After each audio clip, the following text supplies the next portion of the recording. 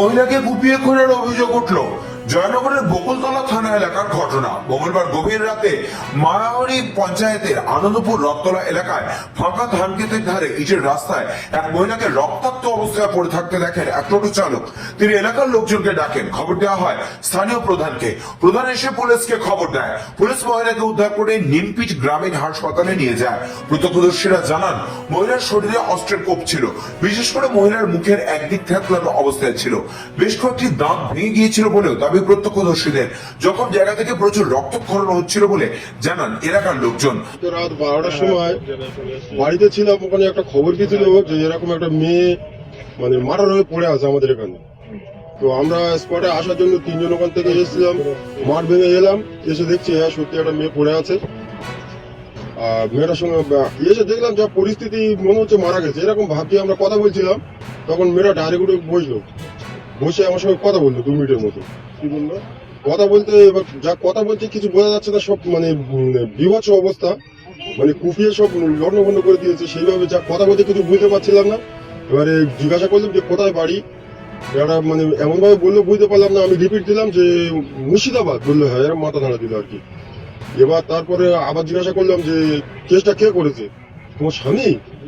বলছে হ্যাঁ আমার স্বামী করেছে কেসটা। এবার তারপর ওই বলতে বলতে ওইভাবে আস্তে আস্তে আবার পড়ে গেছে। ওই ঢালা রাস্তা দিয়ে বাসা দিয়ে প্যান্ডেল নামিয়ে আসছি, আর আমি ওই কুয়াশা, পুরো রাস্তা কুয়াশা ধোঁয়া। এবারে ওই রাস্তা আসছি, আর ইউটি রাস্তা জোরে চালাতে যাবো না, আস্তে আস্তে খালি গাড়ি না জোরে আস্তে আস্তে আসছি। এবার আমি মোবাইলটা একটু ঘেটে ঘেটে ঘেটে আসছি, সামনে একবার দেখছি মোবাইল দেখছি, আর ওই যে ঝুপসি আছে হঠাৎ এবার সামনে চেয়ে দেখি না একটা মেয়ে লাল লাল কালার, আমরা তো কি কালার মনে নেই, তা এরকম আসছে।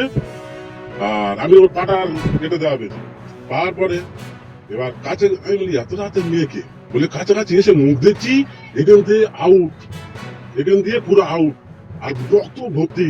আমি মুখটা দেখে মতো গাড়িটা ঘুরে মতো টানি ভেঙে চলে গেছে। আমি ভেবেছি ভূত, আমি জানি ভূত বলে এবার আমি দোয়া করে আসছি। এসে তারপরে সবাই বলছে যে আরেকজন এরকম মনে একটা মেয়ে পড়ে আছে, হো করছে।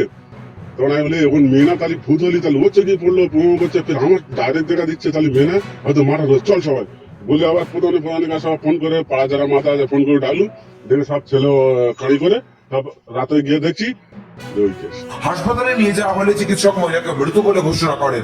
অতিরিক্ত রক্তক্ষরণে মহিলার মৃত্যু হয়েছে বলে প্রাথমিকভাবে অনুমান। পুলিশ জানিয়েছে মৃতের পরিচয় জানা যায়নি, পরিচয় জানার চেষ্টা চলছে। কে কিভাবে মহিলাকে ওই জায়গায় এনে কোপালো তাও খতিয়ে দেখা হচ্ছে। দেহ ময়না তদন্তে পাঠানো হয়েছে।